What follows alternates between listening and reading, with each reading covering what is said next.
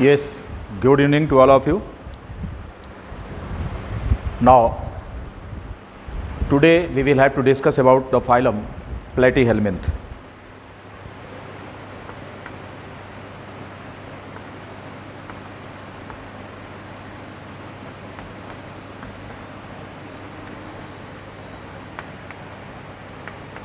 Phylum platyhelminth, इसके बारे में चर्चा करनी है।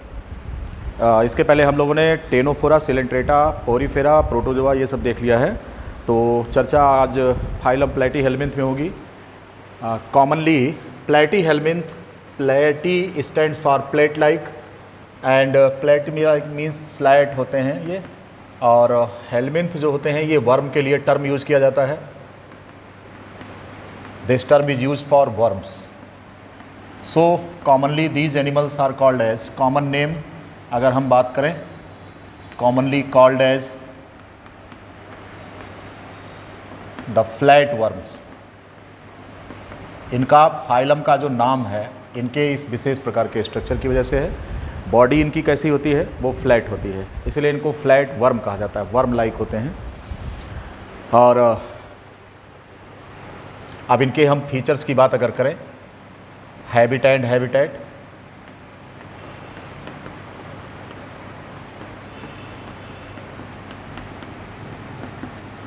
मोस्टली दीज आर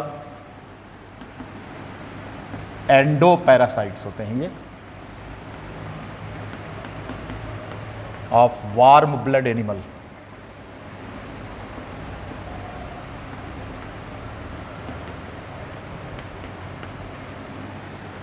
हैबिटेट की अगर बात करें कि ये किस तरीके का जीवन गुजारते हैं, तो ये ज़्यादातर ये किस फॉर्म के होते हैं, ये सब वार्म ब्लड एनिमल होते हैं।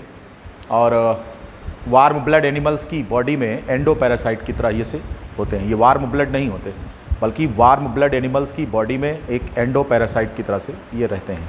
हालांकि इनमें से कुछ फ्री लिविंग भी होते हैं, सम आर फ्री लिविंग। इनमें से कुछ फ्री लिविंग्स भी होते हैं।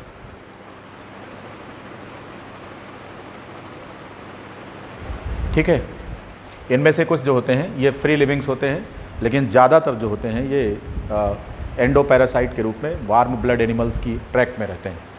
ठीक, बॉडी ऑर्गेनाइजेशन की बात करें,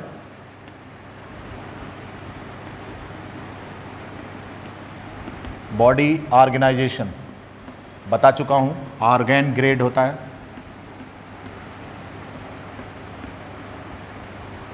बॉडी वॉल यहाँ से ट्रिप्लोब्लास्टिक शुरू हो जाता है, 3 लेयर हो जाते हैं, जबकि अभी तक आप डिप्लोब्लास्टिक कंडीशन पढ़े थे। तो ट्रिप्लोब्लास्टिक में यहाँ पर तीनों लेयर हो जाएंगी, एक्टोडर्म, मीसोडर्म और एंडोडर्म, ये तीनों लेयर पाई जाएंगी यहाँ पर। इस तरह से बॉडी वॉल इनकी ट्रिप्लोब्लास्टिक होती है। अब आपसे एक क्वेश्चन यहाँ बन सकता है कि ट्रिप्लोब्लास्टिक कंडीशन सबसे पहले किस फाइलम के एनिमल के साथ शुरू हुई थी, तो इट वाज फाइलम प्लेटीहेल्मिंथ। फिर इसके बाद अगर हम बात करें बॉडी सिमेट्री की, तो बाइलैटरल सिमेट्री होती है।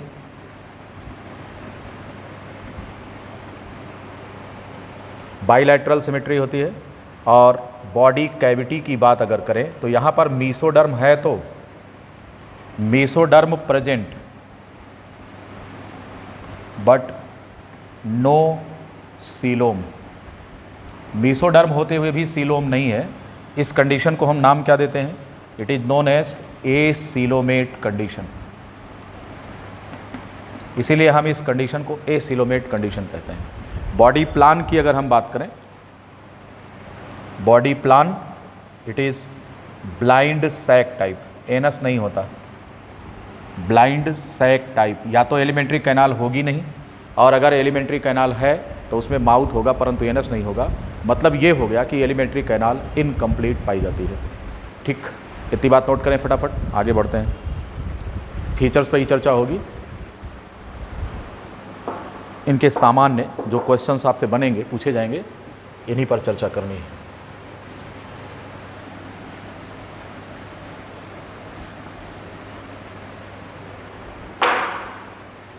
तो इस तरह से बॉडी वाल हो गई, बॉडी सिमेट्री हो गई, बॉडी कैविटी हो गई और बॉडी प्लान हो गया। या तो एलिमेंट्री कैनाल होगी नहीं, और अगर एलिमेंट्री कैनाल है तो माउथ है परंतु एनस नहीं है। इस प्रकार के बॉडी प्लान को हम blind sac type of body plan कहते हैं। ठीक, अब बात करेंगे हम लोकोमोटरी ऑर्गन की। पहले बॉडी सेगमेंटेशन की बात कर लें। बॉडी सेगमेंटेशन, देखिए फाइलम प्लैटीहेल्मिन्थ को 3 क्लास में डिवाइड किया गया है। वो तीनों क्लास जो होते हैं 3 क्लास हैं। फाइलम प्लैटीहेल्मिन्थ को 3 क्लास में डिवाइड किया गया है।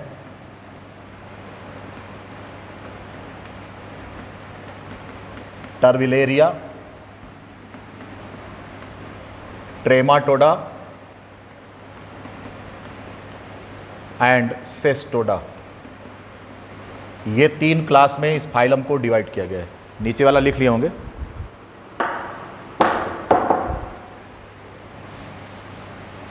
फाइलम प्लैटीहेल्मिन्थ के एनिमल को 3 क्लास में डिवाइड किया गया है। नाम आपके सामने लिखे गए हैं।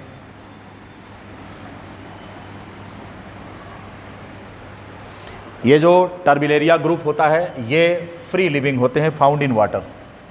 ये फ्री लिविंग होते हैं।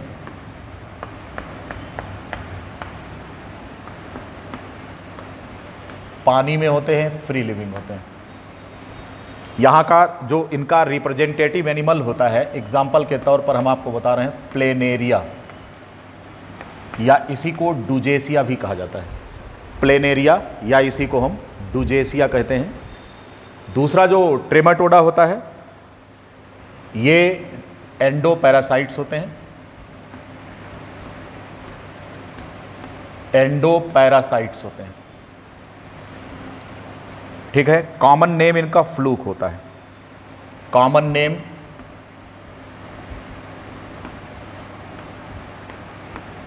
इन्हें हम फ्लूक के नाम से जानते हैं, ठीक है, फ्लूक्स। और सेस्टोडा जो होता है ये भी एंडोपैरासाइट्स होते हैं।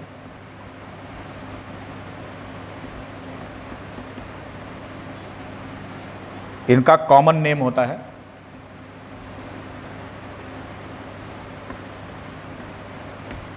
इनको वर्म्स कहा जाता है। इसका जो रिप्रेजेंटेटिव एग्जाम्पल है वो फैसियोला है, और इनका जो रिप्रेजेंटेटिव एग्जाम्पल है दैट इज टेनिया। हमारा जो डिस्कशन होगा इन्हीं 3 एनिमल्स पर फोकस रहेगा, 3 डिफरेंट क्लास के एनिमल्स के लिए। पहली क्लास इनकी है टर्बिलेरिया, दूसरा है ट्रेमाटोडा और तीसरा है सेस्टोडा। और हमारा डिस्कशन जो होगा, जो जनरल फीचर्स होंगे, वो सब इन्हीं 3 डिफरेंट एनिमल्स पर फोकस करेंगे। यहाँ पर प्लेनेरिया रिप्रेजेंट करेगा टर्बिलेरिया को, फैसियोला रिप्रेजेंट करेगा ट्रेमाटोडा को, और टेनिया रिप्रेजेंट करेगा सेस्टोडा को। इस तरीके से फाइलम प्लैटीहेल्मिन्थ को 3 डिफरेंट क्लास में डिवाइड किया गया है। अब अगर हम बॉडी सेगमेंटेशन की बात करें तो इसमें 2 क्लास के जो एनिमल्स हैं उनमें सेगमेंटेशन नहीं होता। ये कौन कौन से हैं? ये प्रथम 2 क्लास टर्बिलेरिया और ट्रेमाटोडा, इन दोनों में बॉडी अनसेगमेंटेड होती है। तो पॉइंट को नोट करेंगे, इन टर्बिलेरियंस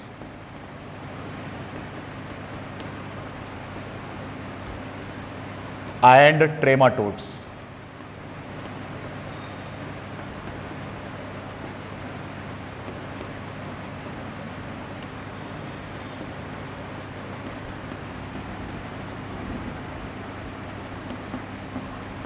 इनमें किसी भी प्रकार का कोई सेगमेंटेशन नहीं होता। किसमें किसमें? In the animals of class Turbellaria and Trematoda, these are not divided in segment form. इनकी बॉडी में सेगमेंटेशन नहीं होता है। अब बात अगर करें हम टेनिया सोलियम की, टेनिया की बात करें, यानी सेस्टोड्स की बात करें अगर,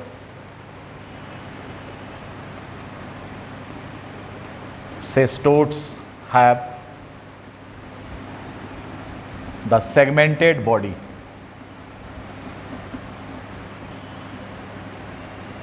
यहां पर जो सेस्टोड्स होते हैं, जो तीसरे क्लास के एनिमल्स होते हैं, इनकी बॉडी सेगमेंटेड होती है, लेकिन ध्यान रहे कि जो सेगमेंटेशन होता है वो फाल्स होता है. The segmentation is external only.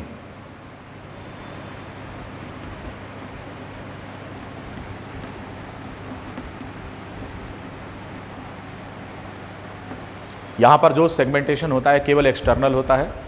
इस प्रकार के फाल्स सेगमेंटेशन को क्या बोलेंगे? इसको हम बोलेंगे फाल्स सेगमेंटेशन.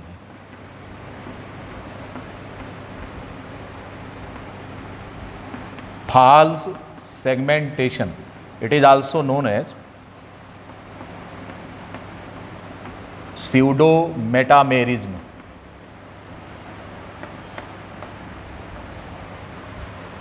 इस तरह से इनकी बॉडी का सेगमेंटेशन होता है सिस्टोड्स में, परंतु ये सेगमेंटेशन कैसा होता है? It is false type, means it is external only.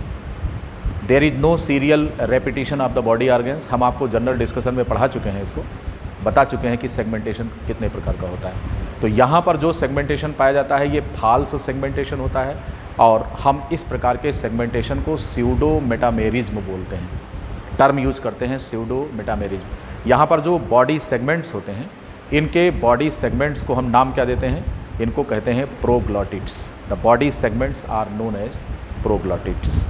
Note कर लेंगे इस चीज़ को, कॉपी कर लीजिए पहले इसको कॉपी कर लीजिए, फिर आगे बढ़े.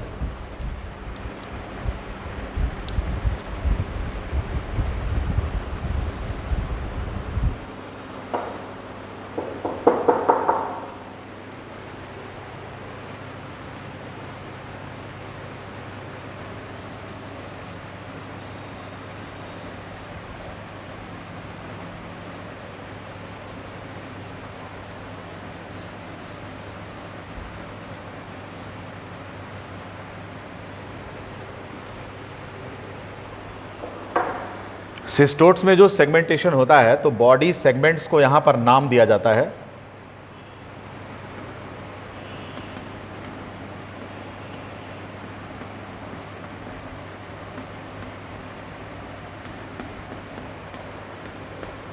Body segments are known as proglottids.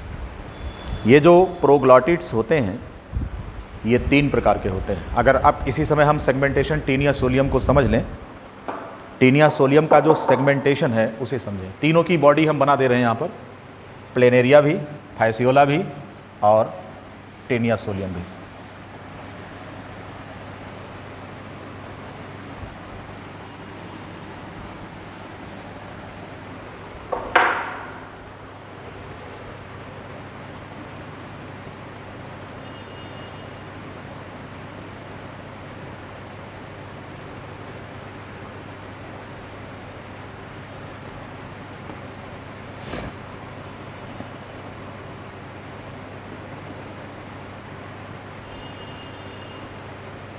Planaria,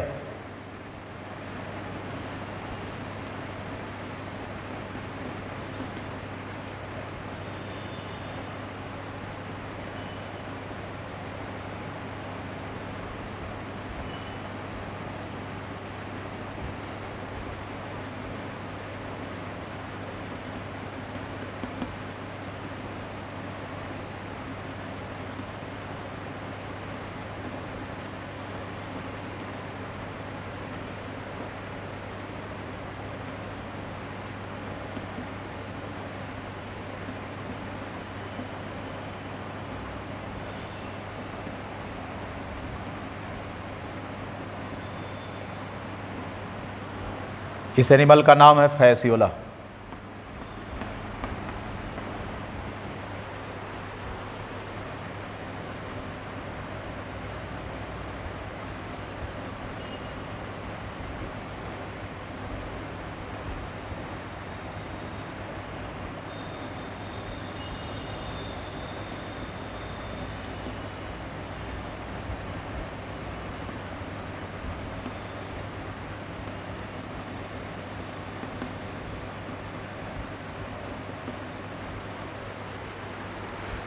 यहाँ पर इसमें अगर हम देखें तो ये पोर्शन इसका हेड होता है, इसको एक नाम और भी दिया जाता है, स्कोलेक्स कहते हैं। टेनिया सोलियम में बॉडी का सेगमेंटेशन हम आपको यहाँ दिखा रहे हैं। This one is the सिस्टो, Taenia की बात कर रहे हैं, दिस वन इज टेनिया। तो इसमें अगर हम देखें तो बॉडी का जो एंटीरियर एंड होता है उसको हम हेड कहते हैं, और हेड को एक और दूसरे नाम से जाना जाता है, it is also known as scolex, SCOLEX कहते हैं। और इस स्कोलेक्स का ये जो पॉइंटेड अगले निकला हुआ भाग होता है, हम इसको नाम देते हैं rostellum. This is known as rostellum. फिर से लिख दे रहे हैं,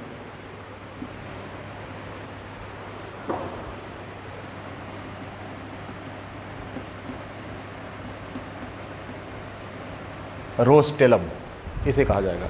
तो ये पूरा स्ट्रक्चर जो हेड है, ये complete structure it is known as scolex. लेकिन ये जो पॉइंटेड एंड होता है आगे की तरफ निकला हुआ, इसको हम बोलते हैं रोस्टेलम, और इस पूरे स्ट्रक्चर को स्कोलेक्स बोलते हैं, हेड बोलते हैं या स्कोलेक्स।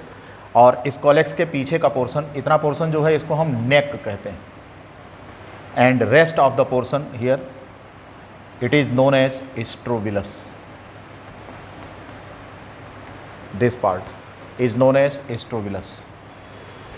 इस तरह से body of Taenia has 3 different divisions. The anterior one that is known as head, it is also known as scolex. The pointed apical part of scolex is known as rostellum, and just following the head is the neck region, it is also the growth region, जहाँ से नए segments बनकर पीछे की तरफ खिसकते रहते हैं। तो जो नेक होता है, it is the point of growth heart and formation of new segments of the body. तो यहाँ इस नेक रीजन से नए नए सेगमेंट्स बनकर पीछे की तरफ खिसकते रहते हैं। तो नेक को यहाँ पर हम ग्रोथ रीजन भी मानते हैं, it is the growth region, जहाँ से नए सेगमेंट्स बनते रहते हैं और पीछे की तरफ खिसकते रहते हैं। बाकी जो आप स्ट्रोबिलस वाला पोर्शन देख रहे हैं, ये बॉडी का बहुत बड़ा हिस्सा होता है, और इवन आप यूँ समझिए कि कई मीटर तक इनकी लंबाई हो सकती है टेनिया सोलियम की। These may be of several meters in length, कई मीटर लंबे, 4 से 6 मीटर, 10 मीटर लंबे हो सकते हैं। और स्ट्रोबिलस में 2 प्रकार का सेगमेंटेशन होता है, 2 तरीके के सेगमेंट्स पाए जाते हैं। शरीर के अगले हिस्से के जो सेगमेंट्स होते हैं वो मैच्योर होते हैं, और शरीर के पीछे के जो सेगमेंट्स होते हैं these are full of eggs, इनमें अंडे भरे हुए होते हैं। तो ऐसे सेगमेंट्स को हम ग्रेविड प्रोग्लॉटिड्स कहते हैं। ये सेगमेंट्स होते हैं, these are filled with egg. तो अंडे भरे होने की वजह से इनका वजन ज़्यादा होता है, तो इसलिए इनको ग्रेविड प्रोग्लॉटिड कहा जाता है।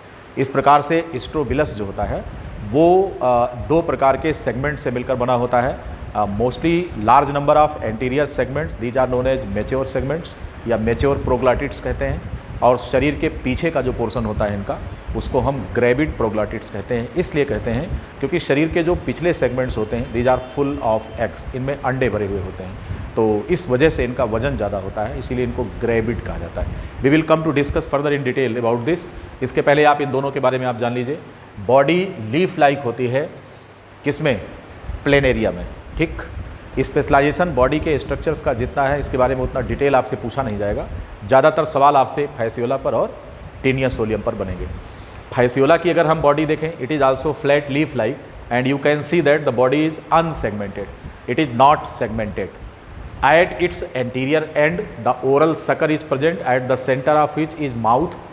यहाँ पर अगर आप देखें तो ये ओरल सकर है और इसके सेंटर पर माउथ होता है। ध्यान रहे कि ये भोजन को निगलने के लिए होता है, राइट। इसके वेंट्रल सरफेस पर अगर हम देखें तो यहाँ पर वेंट्रल सरफेस पर एक सकर और होता है जिसको हम वेंट्रल सकर कहते हैं। हालांकि इसका दूसरा नाम एसिटेबुलम भी है। It is also known by the name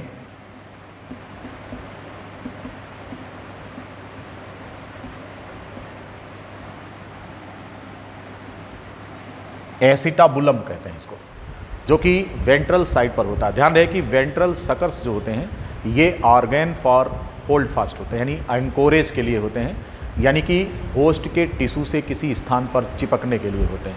तो आप ये वेंट्रल सकर का फंक्शन यहाँ नोट कर लेंगे। फैसियोला हिपैटिका में जो वेंट्रल सकर्स होते हैं ये ऑर्गेन फॉर एंकोरेज होते हैं।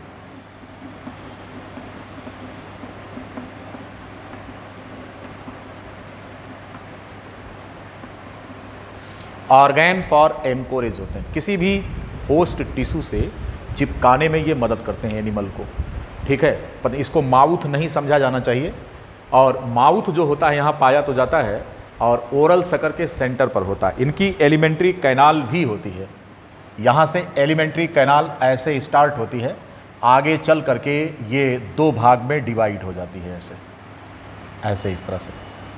इस तरीके से बाईपार्टाइट इंटेस्टाइन होता है। ये माउथ हो गया, इसे हम बोलेंगे यहाँ पर सक्टोरियल फेरिंग्स होता है, ऐसे ये सक्टोरियल फेरिंग्स होता है, सक्टोरियल फायरिंग्स, दिस वन। ये पॉइंट होता है इसका ओसोफेगस। यहाँ पर कोई स्टमच नहीं होता, ये दो लोब होते हैं, इंटेस्टाइन के दो लोब होते हैं, इसीलिए इसको हम बाई लोब्ड इंटेस्टाइन कहते हैं। It is by lobed intestine, इसको बाई पार्टाइट इंटेस्टाइन कहते हैं। और इसी तरीके से प्लेनेरिया में अगर हम इंटेस्टाइन की बात करें तो प्लेनेरिया में इंटेस्टाइन में 3 लोब होते हैं, जबकि फैसियोला हिपैटिका के इंटेस्टाइन में 2 लोब होते हैं। तो इस तरीके से इंटेस्टाइन बाई लोब्ड हो सकती है या फिर ये ट्राई लोब्ड भी हो सकती है, राइट। तो इस तरीके से आप यहाँ पर देख रहे हैं फैसियोला हिपैटिका में कि बाई पार्टाइट इंटेस्टाइन होती है। This one is the सक्टोरियल pharynx, एक सकिंग एक्शन यहाँ पर ये क्रिएट करता है, जिसकी मदद से ये क्या करता है कि टिश्यू फ्लूइड जो होता है, होस्ट टिश्यू से जो बॉडी फ्लूइड होता है उसका, या जो लिम्फ वगैरह होता है उसको सक करता है, उसको भोजन करता है ये, ठीक है। सक्टोरियल फेरिंग्स हो गया, आगे ये ओसोफेगस होता है। ओसोफेगस के बाद नंबर स्टमच का होना चाहिए, लेकिन यहाँ स्टमच ना होकर इंटेस्टाइन होता है। ध्यान रहे कि इंटेस्टाइन है तो, लेकिन ये आगे की तरफ से ब्लाइंड है, बंद है, कोई भी एनस नहीं है यहाँ पर। ऐसी कंडीशन में फीकल मैटर को भी माउथ से ही निकल कर बाहर जाना है, ठीक। इस तरीके से बहुत ही सिंपल टाइप का एलिमेंट्री कैनाल होता है। जिन भी एनिमल्स में एलिमेंट्री कैनाल होता है उनमें बहुत ही सिंपल टाइप का होता है, और इनमें माउथ उपस्थित होता है, ये ओरल सकर में पाया जाता है, ठीक। तो 2 लोब इंटेस्टाइन में किस में होते हैं, फैसियोला हिपैटिका में, और 3 लोब होते हैं किस में, वो होता है आपका प्लेनेरिया में होता है। तो प्लेनेरिया जो होता है वो फ्री लिविंग होता है, ये फ्रेश वाटर पॉन्ड्स में पाया जाता है, पॉन्ड्स में, डिचेज में, कैनाल्स में, जहाँ पानी स्टोर होता है, रनिंग वाटर में नहीं, तो वहाँ पर ये आपको दिख जाएगा प्लेनेरिया। ये fresh water free living condition में पाया जाता है। लेकिन फैसियोला हिपैटिका का कॉमन नेम लीवर फ्लूक है। हालांकि ये इनके इस फाइलम के जो एनिमल्स हैं और ढेर सारे हैं, तो उनके कुछ कॉमन नेम्स आपको नोट करने हैं, इस पर सवाल बनता है, जनरल क्वेश्चंस पूछे जाते हैं। तो इस तरीके से एक सिंपल फॉर्म में आपने देखा, यहाँ पर बॉडी प्लान तक का स्ट्रक्चर हमने आपको फैसियोला हिपैटिका में दिखा दिया है। माउथ है, ओरल सकर के सेंटर पर स्थित है, and this enters the सक्टोरियल pharynx, then to osophagus, and then to bipartite intestine, but there is no stomach, there is no anus, so the alimentary canal is incomplete type and the body plan is blind sac type of body plan, right।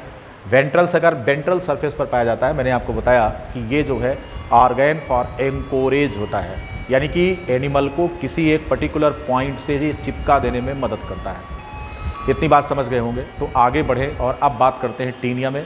Division आप देख चुके हैं किस तरीके का है। इनमें जो प्रोग्लाटिड्स पाए जाते हैं वो 2 तरह के होते हैं। आइए थोड़ा इस पर फोकस कर लें, फिर आगे की बात करते हैं कि टेनिया सोलियम में जो बॉडी के सेगमेंट्स होते हैं ये 2 तरह के होते हैं। अब थोड़ी सा डिस्कशन इस पर करने के बाद फिर और जनरल फीचर्स पर हम आते हैं। फिलहाल हम इधर का डायग्राम मिटा देंगे। तो जो भी हमने इस पर लिखा है, अगर आप कॉपी करना चाहते हैं तो you can write it, you have 2 minutes extra for this work. पूरा कर लीजिए इसको।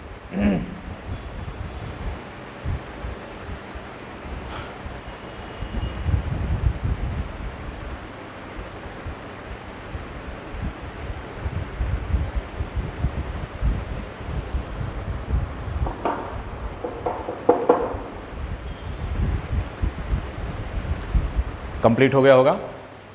अब बात करेंगे हम टाइप ऑफ प्रोग्लाटिड्स की। बात करें अगर हम कि कितने टाइप के प्रोग्लाटिड्स होते हैं।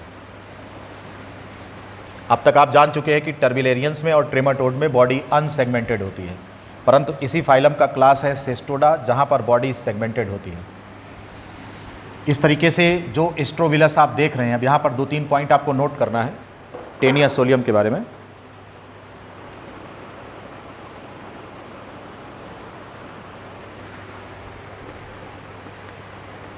Body division in Taenia. तो इसके 3 डिवीजन हैं। Head, also known as scolex, produced into the pointed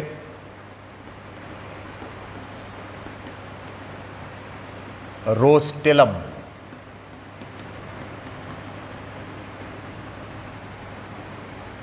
दूसरा होता है नेक, ये ग्रोथ रीजन होता है।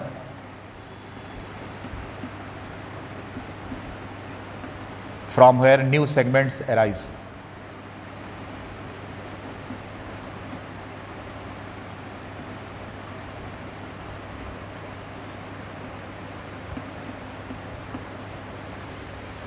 ठीक है, तो बॉडी के पीछे का हिस्सा जो होता है उसको हम नेक कहते हैं और यहीं से नए सेगमेंट्स एराइज करते हैं।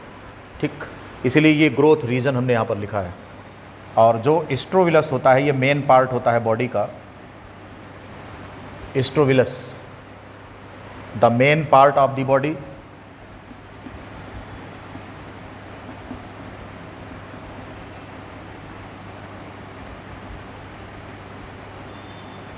Made up of segments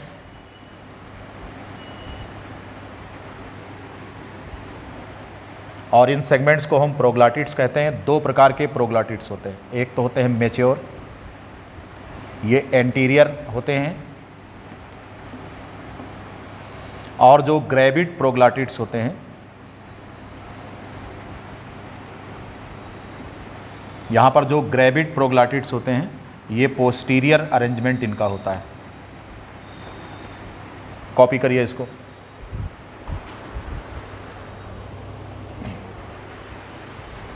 board पर जो भी लिखा है इसे कॉपी कर लीजिए। अब तक जो भी यहाँ पर लिखे हैं हम इसको समझा भी चुके हैं आपको कि जो स्ट्रोविलस होता है वो शरीर का पिछला हिस्सा होता है। इसमें सेगमेंट्स होते हैं और ये सेगमेंट्स 2 तरह के होते हैं। जो एंटीरियर साइड पर होते हैं, शरीर के अगले भाग में पाए जाते हैं, वो मैच्योर सेगमेंट्स कहलाते हैं, और जो पीछे की तरफ होते हैं वो ग्रेविड होते हैं। दोनों में अंतर क्या है अभी समझाएंगे। इस तरह से ध्यान रहे कि जैसे ट्रेन के कंपार्टमेंट्स होते हैं, रेलगाड़ी के डब्बे होते हैं, बिल्कुल उसी प्रकार से ये रेलगाड़ी के डब्बे होते हैं। लेकिन ध्यान रहे कि ये रेलगाड़ी के डब्बे वो मेट्रो ट्रेन जैसे होते हैं, बीच में पार्टीशन नहीं होता। मेट्रो ट्रेन यानी कि जो डिवीज़न आपको दिख रहा है ये केवल बाहर बाहर होता है, अंदर नहीं होता, ध्यान रखेंगे। पार्टीशन अंदर से नहीं दिखेगा। तो इस तरह से ये मेट्रो ट्रेन के जो कंपार्टमेंट्स होते हैं सब एक दूसरे से कनेक्टेड होते हैं। बाहर से तो डिवीज़न दिखेगा लेकिन अंदर से नहीं दिखेगा। तो इस प्रकार के डिवीज़न को हम फाल्स सेगमेंटेशन या स्यूडो मेटामेरिज्म कहते हैं। राइट, ठीक है, लिख लिया होगा आपने अभी तक कि ये मैच्योर एंटीरियर सेगमेंट्स होते हैं और ग्रेविड प्रोग्लाटिड्स होते हैं जो पीछे की तरफ पाए जाते हैं। ध्यान रहे कि मैच्योर सेगमेंट्स की संख्या ज़्यादा होती है। ये जो मैच्योर सेगमेंट्स होते हैं इनका नंबर रिलेटिवली ज़्यादा होता है। और क्या खास बात होती है इसमें, जिसे हम आपको बता दे रहे हैं। ये जो मैच्योर सेगमेंट्स, जितने भी मैच्योर सेगमेंट्स बॉडी में पाए जाते हैं, इनमें किसी भी प्रकार का और कोई विसरल ऑर्गेन नहीं होता एक्सेप्ट द रिप्रोडक्टिव सिस्टम। ध्यान रहे कि कोई भी विसरल ऑर्गेन नहीं होता, ना तो एलिमेंट्री कैनाल है, ना रेस्पिरेटरी सिस्टम है, ठीक, ना ही इनमें ब्लड सर्कुलेटरी सिस्टम है। ऐसे इस तरह का कोई भी ऑर्गेन, लंग, लीवर, किडनी, ये सब नहीं होता, ठीक है ना। केवल एक स्ट्रक्चर होता है जो कि बहुत ही प्रोमिनेंट होता है और इसे हम रिप्रोडक्टिव सिस्टम बोलते हैं। बाकी और कुछ नहीं होता इनकी बॉडी के अंदर, एलिमेंट्री कैनाल नहीं होती। ये 1 बाय 1 हम आपको बताएंगे सारी चीज़ों के बारे में। तो यहाँ पर जो मैच्योर सेगमेंट्स होते हैं,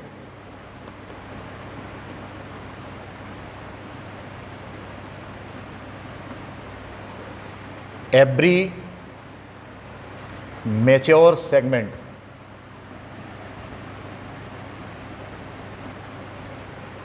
has the complete set of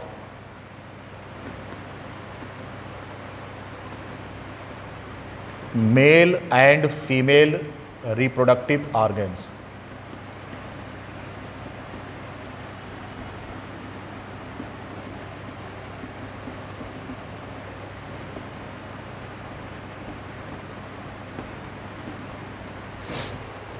जी हाँ, ये बहुत इंपॉर्टेंट बात है।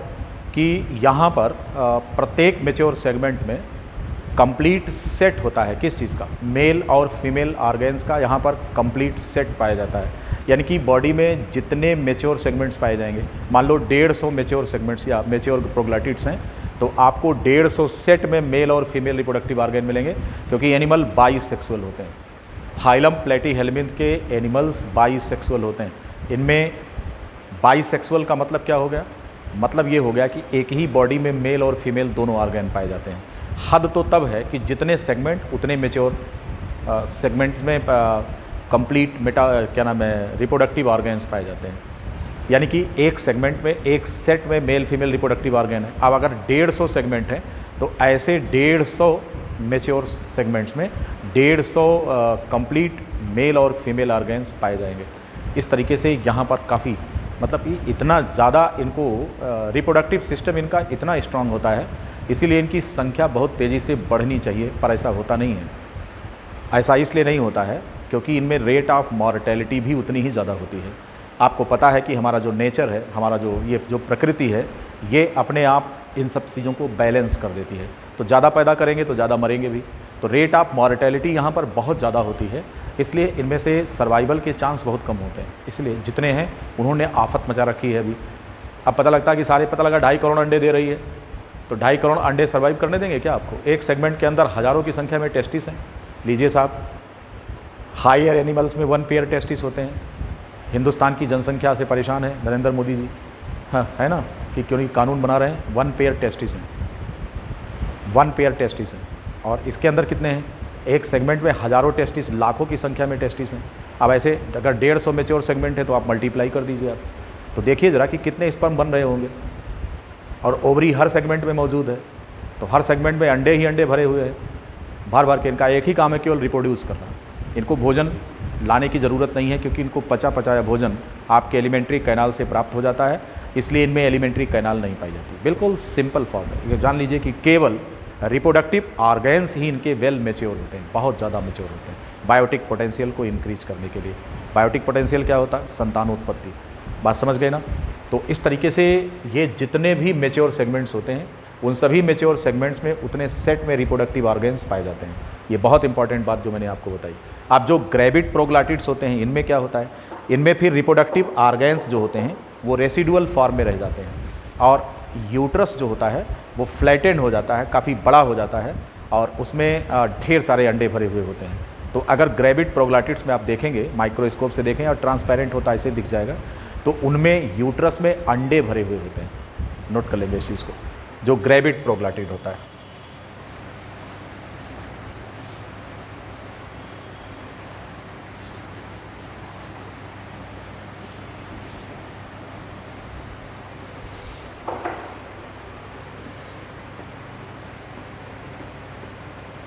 ग्रेविड जो है ये वजन से मतलब है इसका। ग्रेविड सेगमेंट्स, इनमें क्या होता है? Have the uterus filled with large number of eggs, number of fertilized eggs,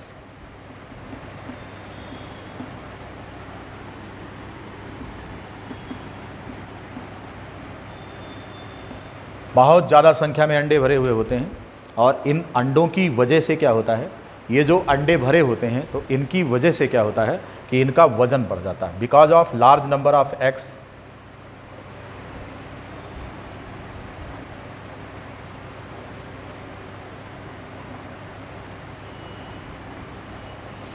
the old gravid segments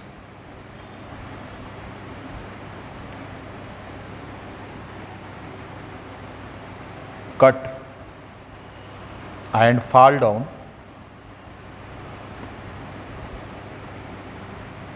in the host's intestine.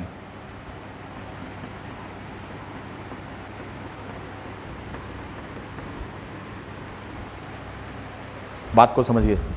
ये जो ग्रेविड प्रोग्लैटिड्स होते हैं, इनमें यूट्रस होता है और अंडे खूब भरे हुए होते हैं, और अंडे भरे होने की वजह से इनका वज़न बहुत ज़्यादा होता है, इसलिए ये शरीर के पिछले हिस्से से कट कर गिरते रहते हैं। कहाँ पर गिरते हैं? यहाँ से ऐसे कट कर ऐसे कटेंगे और गिर जाएंगे। अब गिरेंगे कहाँ पर? जहाँ ये रहते हैं। कहाँ रहते हैं ये? हमारी इंटेस्टाइन में रहते हैं। तो हमारी इंटेस्टाइन में ये गिरते रहते हैं सेगमेंट कट कट कर, और जब हम स्टूल डिस्चार्ज करते हैं तो जो इन्फेक्टेड पर्सन्स होते हैं उनके स्टूल में यही ग्रेविड सेगमेंट्स अंडों सहित बाहर निकल कर आते हैं, राइट। अब चूँकि इस समय तो अब ओपन डिफिकेशन हमारी सरकार ने बंद कर दिया है, लेकिन फिर भी अभी गांव वाले खुले में शौच करने जाते हैं, तो खुले में जहाँ पर वो स्टूल डिस्चार्ज करते हैं तो वो पानी के साथ बह करके या तो तालाब में चला जाएगा, और किसी भी तरीके से वो स्प्रेड होता है, या फिर उसको खाने के लिए जो है सुअर पहुँच जाती है, पिग, जो कि एनिमल स्टूल्स पर फीड करती है, तो उसके स्टमच में पहुंच जाते हैं और आगे का डेवलपमेंट वहाँ शुरू होता है, ठीक है। तो इसकी लाइफ साइकिल के बारे में अभी आगे हम चर्चा करेंगे। तो ये जो ग्रेविड सेगमेंट्स होते हैं ये कट करके होस्ट की इंटेस्टाइन में गिर जाते हैं। ध्यान रहे, यहाँ पर एक बहुत इंपॉर्टेंट टर्म है, सवाल जिस पर पूछा जा सकता है कि ये जो ग्रेविड सेगमेंट्स शरीर के पिछले हिस्से से कट कर गिरते हैं, इन्हें क्या कहा जाता है? तो जो ग्रेविड सेगमेंट्स शरीर के पिछले हिस्से से कट कर गिरते हैं, इस प्रोसेस को टेनिया में हम एपोलिसिस कहते हैं, राइट। नोट कर लेंगे इस चीज़ को, अभी तक ये सब नोट कर लिया होगा। आपसे बात कर रहे हैं कि जो ग्रेविड सेगमेंट्स होते हैं वो होस्ट की इंटेस्टाइन में अपने वजन के कारण कट कर गिर जाते हैं, और गिरने की इस प्रक्रिया को हम क्या नाम देते हैं? It is known as the apolysis. तो इस बात को आप नोट कर लेंगे यहाँ, क्या कह रहे कि the process of cutting down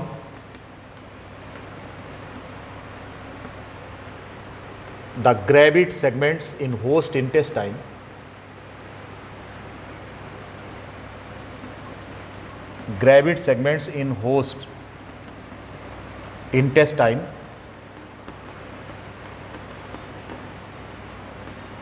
is known as, क्या नाम देते हैं? इसे हम नाम देते हैं एपोलिसिस। इट इज नोन एज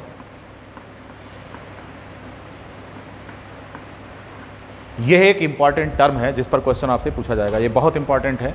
तो इस प्रकार से जो ग्रेविड सेगमेंट्स होते हैं वो शरीर के पिछले हिस्से से कट कर होस्ट की इंटेस्टाइन में गिर जाते हैं, and the process of this cutting down of gravid segments into host intestine is known as apolysis. हम इस घटना को एपोलिसिस कहते हैं। यहाँ तक की बात आप नोट कर लीजिए।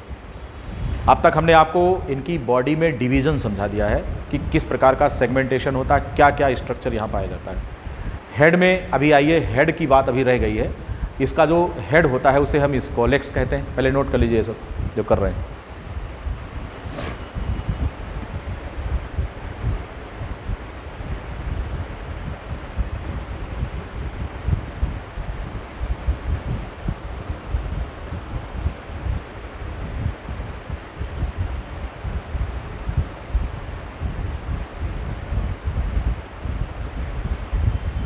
आइए और बात करते हैं अब।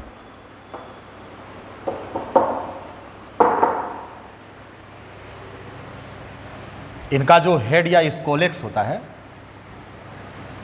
उसमें जो रोस्टेलम है उसमें दो लाइन में हुक्स पाए जाते हैं।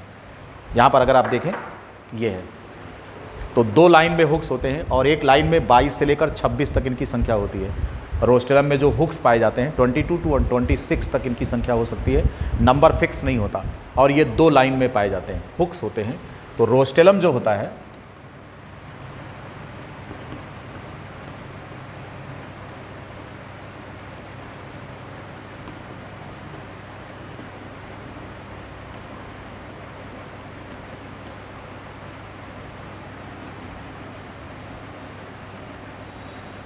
यहाँ पर जो रोस्टेलम होता है इसमें दो लाइन में स्पाइंस या हुक पाए जाते हैं, और एक लाइन में कंटिकाओं की संख्या जो होती है वो 22 से 26 तक हो सकती है, 22 टू 26 इन नंबर, एक सर्कल में पाए जाते हैं। इस तरह के दो सर्कल्स होते हैं। What is their role?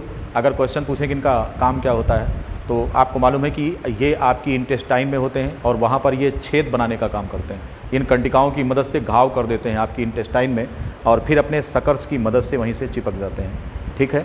तो इस तरह से आप अगर देखें तो इनके रोस्टेलम में पाए जाते हैं क्या? हुक्स होते हैं, स्पाइंस होती हैं, और ये हुक्स या जो स्पाइंस होते हैं इनकी संख्या 22 से 26 एक सर्कल में होती है, और ऐसे दो रो में ये पाए जाते हैं, सर्कल में पाए जाते हैं। अब पीछे की तरफ का हिस्सा अगर हम देखें इस कॉलेक्स में, तो यहाँ पर सकर्स होते हैं और संख्या में 4 होते हैं। ये कितने होते हैं? 4। 3 दिख रहे हैं, एक बोर्ड के अंदर है पीछे की तरफ, एक जो है इसमें बोर्ड के अंदर है, पीछे की तरफ है। ठीक है, तो इस तरीके से अगर आप देखें यहाँ पर, तो ये जो स्पाइंस होते हैं अगर यहाँ पर देखें तो ये संख्या में जो है 2 लाइन में ये यहाँ पर पाए जाते हैं, 2 लाइन में ये पाए जाते हैं। कौन होते हैं ये? इनको हम बोलते हैं क्या? सकर, ये क्या नाम है, हुक्स बोलते हैं। और जो सकर्स होते हैं संख्या में 4 होते हैं। तो इस पॉइंट को भी आप नोट कर लेंगे यहाँ पर। There are 4 suckers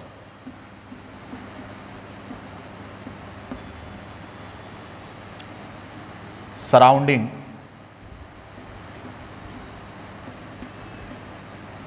the scolex. काम क्या है इनका? सकर्स माउथ नहीं है, are the organ for, suckers are the organ for anchorage, चिपकने के लिए होते हैं। होस्ट की इंटेस्टाइन से किसी एक पर्टिकुलर पॉइंट पर ये चिपकने के लिए होते हैं। कौन होते हैं चिपकने के लिए? ये जो सकर्स होते हैं। तो आपके इस कॉलेक्स पर ये सकर्स संख्या में 4 होते हैं और इनका काम क्या होता है? इनका काम होता है कि ये ऑर्गेन फॉर एंकोरेज होते हैं, चिपकने के लिए इंटेस्टाइन में अपनी से कहीं से चिपक जाते हैं ये। ठीक है, तो ये बनावट रही इनकी जो हमने आपको समझा दिया है। टेनिया की एक स्पेसीज होती है जिसको टेनिया सैजिनाटा कहते हैं, उसको बीफ टेपवर्म कहते हैं। और जो टेनिया सोलियम होता है इसको हम पोर्क टेपवर्म कहते हैं। दोनों में अंतर किस बात का है? सवाल आपसे पूछते हैं। तो जो टेनिया सैजिनाटा होता है उसमें रोस्टेलर हुक्स नहीं पाए जाते हैं, रोस्टेलर हुक्स नहीं होते। तो टेनिया की 2 स्पेसीज होती है। तो यहाँ पर एक सवाल बनता है, जहाँ बन रहा सवाल हम आपको बता रहे हैं, तो ये पूरा नोट कर लीजिए जल्दी से, जो छूट रहा हो।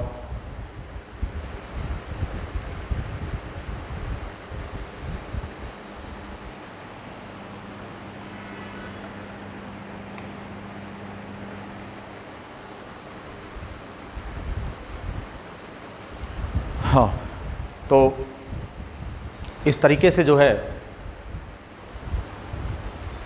ये सकर्स हैं जो कि ऑर्गेन फॉर एंकोरेज होते हैं।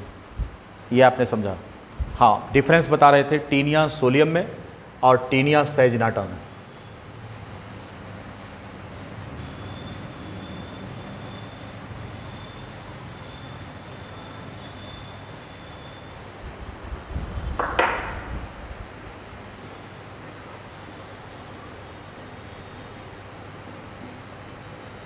Taenia solium commonly known as pork tapeworm.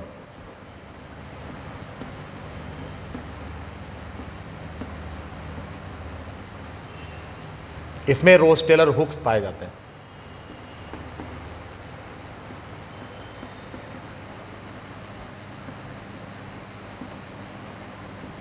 यहां पर रोस्टेलर हुक्स बनते हैं। लेकिन जब हम बात करते हैं टेनिया सैजिनाटा में,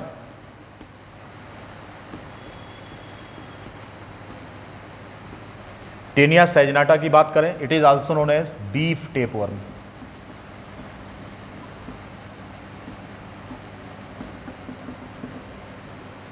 बीफ टेपवर्म होता है। अब इसमें अगर हम देखें तो ये क्या होता है? अगर बीफ टेपवर्म की हम बात करें तो इसमें जो हुक्स होते हैं वो नहीं पाए जाते। रोस्टेलर हुक्स जो होते हैं यहाँ पर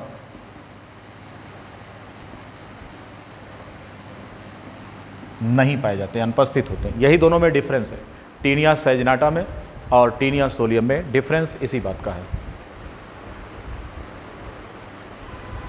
ठीक है, टेनिया सोलियम में और टेनिया सैजिनाटा में डिफरेंस किस चीज़ का है?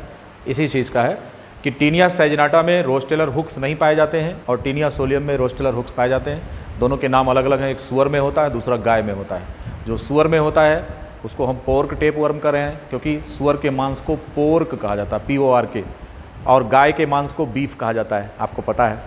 तो बीफ टेपवर्म और पोर्क टेपवर्म, ये आप समझ गए होंगे। ये सब कुछ खास डिफरेंसेज इनके। तो बॉडी फार्म्स में जो तमाम प्रकार के पैटर्न इनके हैं, जो डिफरेंसेज हैं, इस पर सारा डिस्कशन करने के बाद अब हम बात करेंगे इन पर। किस पर बात करते हैं कि इनमें लोकोमोटरी ऑर्गेन क्या होता है और बाकी सारी चीज़ें। ये लिख लिया होगा आपने।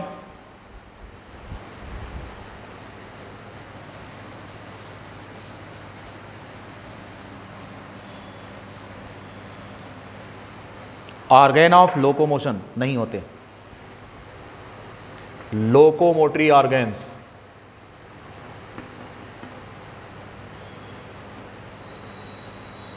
कोई ज़रूरत नहीं है चलने की, बैठे बैठे इनको खाना मिल रहा है। फाइसियोला हेपेटिका वो भेड़ के लीवर में होता है, वहाँ पर ऑलरेडी बना बनाया माल मिल जाता है इसको। और अगर टीनिया की बात करें तो ये हमारे इंटेस्टाइन में ऑलरेडी डाइजेस्टेड फूड प्राप्त करता रहता है, तो इसको भी कोई ज़रूरत नहीं है, राइट। तो इस प्रकार से इनको चलने की कोई ज़रूरत नहीं, क्योंकि लोकोमोशन का पर्पज़ जो होता है वो भोजन का कलेक्शन होता है, रिप्रोडक्टिव पार्टनर से मुलाकात करने का होता है और सिक्योरिटी के पॉइंट ऑफ व्यू से होता है। किसी भी ऑर्गेनिज्म में, एनिमल में लोकोमोशन 3 पर्पज़ से होता है। पहला रोटी की तलाश, दूसरा पार्टनर की तलाश और तीसरा अपनी सुरक्षा। इन्हीं 3 पर्पज़ से एनिमल्स में लोकोमोशन होता है। आप इनको रोटी की चिंता नहीं है, बना बनाया भोजन इनको आपके एलिमेंट्री कैनाल में प्राप्त हो जाएगा, तो बैठे मिले खाने को तो कौन जाए कमाने को, इसलिए इनमें लोकोमोटरी ऑर्गेन नहीं पाए जाते। अब कहीं साहब दूसरा काम कौन सा है, कह रहे रिप्रोडक्टिव पार्टनर की तलाश करना है, तो रिप्रोडक्टिव पार्टनर की ज़रूरत नहीं है, इसलिए मेल फीमेल दोनों एक ही शरीर के अंदर हैं। मेल और फीमेल ऑर्गेन्स एक ही बॉडी में है, तो रिप्रोडक्टिव पार्टनर की इनको तलाश भी नहीं करनी है, तो इसलिए लोकोमोशन नहीं होता। तीसरी बात कह रहे हैं कि प्रोटेक्शन की, तो आपको मालूम है कि ये आपके शरीर के अंदर होते हैं। किसकी औकात है जो टीनिया सोलियम तक पहुँचेगा जब तक आपसे लड़ न ले, क्योंकि आपके इंटेस्टाइन में बैठे हुए टीनिया सोलियम को कोई तभी मार सकता है जब वो आपको ख़त्म करे पहले। तो आपके शरीर से अच्छा और बढ़िया सिक्योर्ड एटमॉस्फेयर कहाँ मिलेगा इनको, तो इसलिए प्रोटेक्शन, इनको सिक्योरिटी की भी कोई चिंता नहीं है साहब। तो जब सिक्योरिटी की कोई चिंता नहीं है तो ये बॉडी इनकी कैसी हो जाती है, इनका नेचर स्लगिश हो जाता है। स्लगिश का मतलब ये हो गया आलसी होते हैं, सुस्त होते हैं, चलते फिरते नहीं, एक जगह पड़े रहते हैं आपके इंटेस्टाइन और वहीं से अपना काम चला रहे होते हैं। अब बात अगर करें कि इनमें डाइजेस्टिव सिस्टम की बात करें, अभी हम आपको बता के आ रहे हैं कि जो डाइजेस्टिव सिस्टम होता है, डाइजेस्टिव सिस्टम, यहाँ पर अगर बात करें कि एलिमेंट्री कैनाल अगर प्रेजेंट है तो इनकम्प्लीट होगी, लेकिन सिस्टोड में क्या होता है, in Cestoda no alimentary canal, digestive system पाई ही नहीं जाती है। कह रहे हैं इनको बिल्कुल ज़रूरत नहीं, इसलिए जैसे सोखता अपने शरीर से पानी को सोख लेता है स्पंज, ठीक उसी तरीके से एंड ऑस्मोसिस की क्रिया से आपकी बॉडी में, आपके इंटेस्टाइन में ऑलरेडी डाइजेस्टेड फूड मटेरियल को ये एब्जॉर्ब कर लेते हैं। ये आपके इंटेस्टाइन में ऑलरेडी डाइजेस्टेड फूड मटेरियल को एब्जॉर्ब कर लेते हैं, तो इसकी भी ज़रूरत नहीं पड़ती इनको। किस चीज़ की ज़रूरत नहीं पड़ती है, एलिमेंट्री कैनाल की, इसलिए इनमें एलिमेंट्री कैनाल नहीं होता। आप कहते हैं कि साहब अपने शरीर से टेनिया सोलियम भोजन को सोख लेता है, यहाँ पर एक क्वेश्चन फिर बन रहा है, ये बहुत इंपॉर्टेंट क्वेश्चन है, आपसे पूछा जाएगा। इस मेथड को ऑस्मोट्रॉफी कहते हैं, ऑस्मोट्रॉफिक फूड इनटेक होता है ये। तो किस में होता है ये, टेनिया सोलियम में होता है। कह रहे भोजन इनकी बॉडी में डायरेक्ट चला आता है। कौन सा भोजन, डाइजेस्टेड फूड मटेरियल, ये सोख लेते हैं अपने शरीर में स्पंज की तरह से, क्योंकि इनमें माउथ होता नहीं, ना कोई एलिमेंट्री कैनाल होती। तो वही चीज़ हमने लिखा है कि सिस्टोडा में कोई एलिमेंट्री कैनाल नहीं होती है, तो डाइजेस्टेड फूड मटेरियल को ये एब्जॉर्ब कर लेते हैं। Absorb the digested food material from host intestine, digested food from host intestine.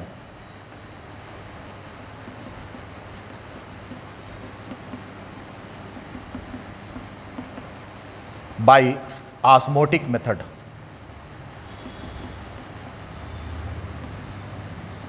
और इस प्रकार से ऑस्मोटिक मेथड को एक नया नाम दिया जाता है यहाँ पर। This mode of food intake is known as ऑस्मोट्रॉफी।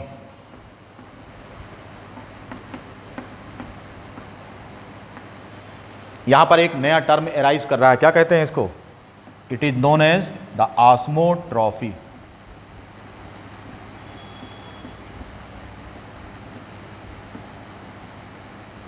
ये है, ये बहुत इंपॉर्टेंट टर्म है ऑस्मोट्रॉफी, जिस पर आपसे क्वेश्चन पूछा जाएगा। आपसे पूछा जाएगा कि ऑस्मोट्रॉफिक मेथड से फूड इनटेक किस में होता है, राइट। ये आपने देखा। अब इसके बाद अगर हम बात करें कि रेस्पिरेटरी सिस्टम कैसा होता है, ब्लड सर्कुलेशन कैसा होता है, तो ये दोनों नहीं पाए जाते हैं। ना तो रेस्पिरेटरी सिस्टम होता है और ना ही ब्लड वेस्कुलर सिस्टम होता है, ये दोनों नहीं पाए जाते। जो नोट कर रहे हैं इसको नोट कर ले, ऑस्मोट्रॉफिक मोड ऑफ न्यूट्रिशन। ना तो इनमें रेस्पिरेटरी सिस्टम पाया जाता है और ना ही ब्लड सर्कुलेटरी सिस्टम, ऐसे दोनों में से कोई सिस्टम नहीं होता। इसलिए क्योंकि ये होस्ट के शरीर के अंदर पाए जाते हैं जहाँ पर इनको फ्री ऑक्सीजन मिलती ही नहीं है, इसलिए एनएरोबिक रेस्पिरेटरी सिस्टम होता है, एनएरोबिक रेस्पिरेशन होता है इनमें। इनमें ऑक्सीजन की अनुपस्थिति में श्वसन होता है। बस केवल टर्बिलेरिया की अगर हम बात करें, जो पानी में फ्रेश कंडीशन में पाया जा रहा है, फ्रेश वाटर में, तो वहाँ पर डिजॉल्व ऑक्सीजन इनकी जनरल बॉडी सरफेस से एब्जॉर्ब होकर सीधे आ जाती है। इसलिए अलग से किसी भी प्रकार के कोई रेस्पिरेटरी ऑर्गन या ब्लड सर्कुलेटरी सिस्टम की कोई आवश्यकता नहीं है। तो नोट कर लेंगे इस चीज़ को।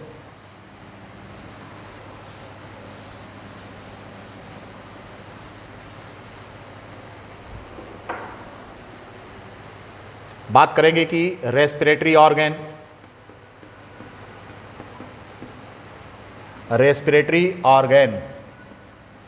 क्रॉस लगा देंगे, नहीं होता। एनएरोबिक रेस्पिरेशन होता है, एनएरोबिक रेस्पिरेशन होता है इनमें, ठीक है। दूसरी बात क्या है?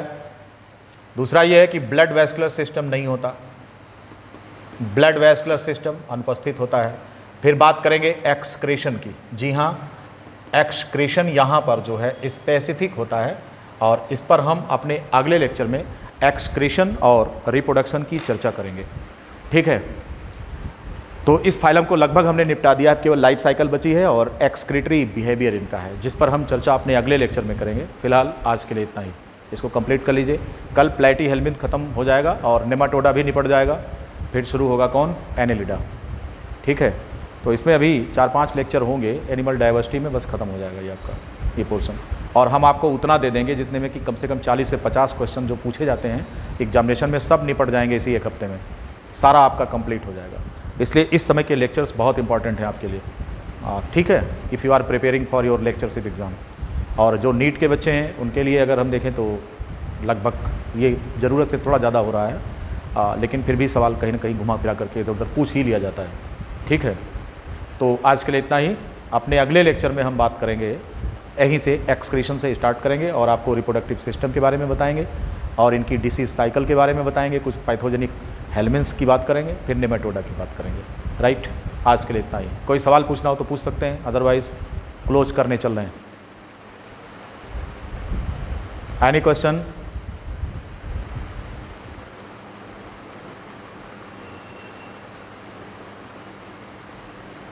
ठीक है, ओके।